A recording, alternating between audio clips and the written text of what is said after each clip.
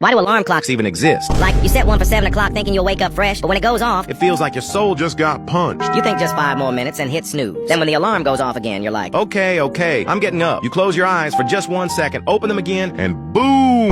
it's been 30 minutes. Like, bro, I just time traveled. Against my will. Or sometimes the alarm doesn't even wake you up. It just becomes part of your dream. Suddenly I'm at a concert, and instead of music, the band's just playing my iPhone ringtone on loop. Some random horses are floating, and I'm riding them with the ringtone for some reason. My brain's like, Yeah, this seems normal. and when you finally realize this is just a dream, You're already cooked it's 9:45, and your mom is standing in front of you with flippers. At that point, you might as well go back to sleep. because you aren't waking up again.